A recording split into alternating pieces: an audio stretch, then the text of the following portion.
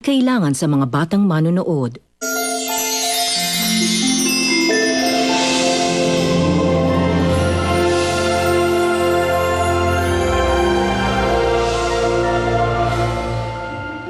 Ang lakas ng loob mong lumapit sa kanya! Pagkatapos mo siyang ipahamak!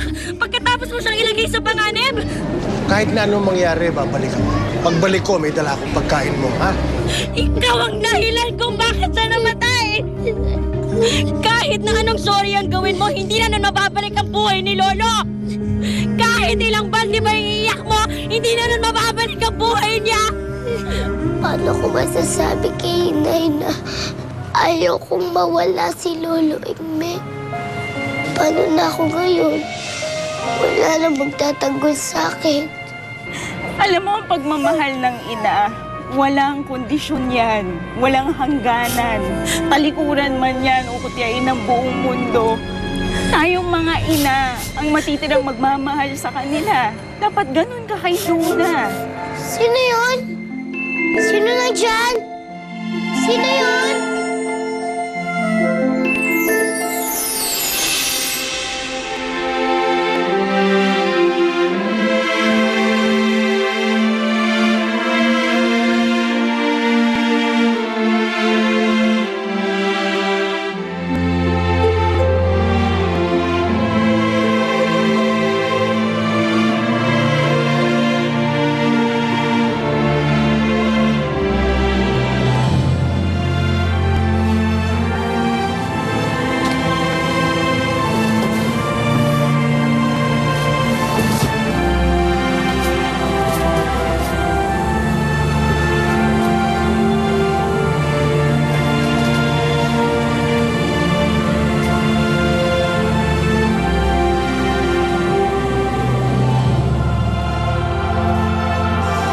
Mag-isa na ako ngayon, Luis.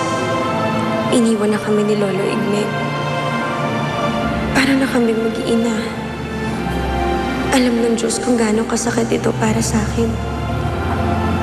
Kung nandito ka lang, may katuwang ako kahit paano. Sana magbalik ka na, Luis. Kailangan ka namin.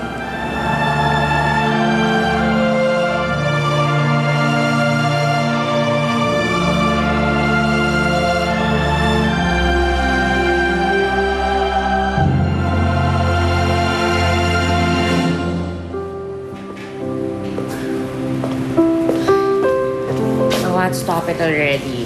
Sobra na. Give it back. No. It's been 7 years. Patay na yung tao. Kalansay na yan. Nakadiri, pinagpapantasya mo pa rin. Hindi ko siya pinagpapantasyahan, okay? Sa palagay mo, ako ayoko mag-move on. Tagal ko nang gustong mag-move on. Kaya lang, meron lang... There's just something that keeps on telling me that he's still alive. Alive? Ready na kaya yung tagal-tagal. Alam mo, ganito na lang. If you want, ipapa-date ako sa'yo.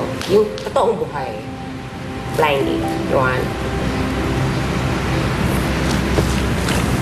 Not interested. Not interested. Come on.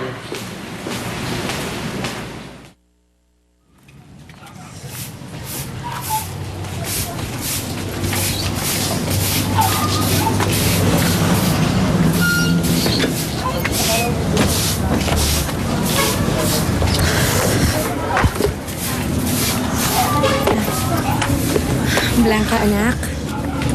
Ikaw na munang bahala dito sa bahay, ha? Magdidilihensya lang si nanay. Opo, Nay. Huwag po kayo mag-alala. Kayang-kaya po namin maglinis ni Luna. Huwag mo na munang pagawin si Luna. Ikaw na lang muna, ha? Pero, Nay, gusto ko po sanang tumulong para mas mabilis po ang paglilinis. Hindi na, Luna. Baka mamaya kung ano pang masamang mangyari, eh. Doon ka na lang sa loob ng bahay. Pero po, Nay, gusto ko po Luna! maglinis. Huwag na munang matigas yung ulo mo. Alam ko gusto mo makatulong, kaso hindi naman kasi yun yung nangyayari, eh. Kung hindi ikaw yung napapahamak, ibang tao yung nadidisgrasya. Kaya pwede ba makinig ka na lang muna sa akin? Huwag ka na munang lumabas sa loob ng bahay. Sa loob ka na lang muna. Sige na.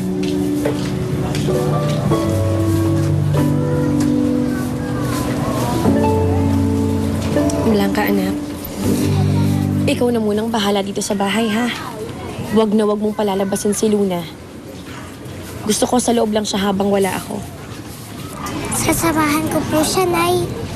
Uumpisahan ko po ang paglilinis sa loob. Hindi, Blanca. Gusto ko iwan mo muna siya mag-isa sa loob. Para mapag-isipan na lahat ng mga pagkakamaling ginawa niya. Para magsisi siya. Para sa kanya din naman tong ginagawa ko eh. Para sa susunod hindi na ako susuwayan.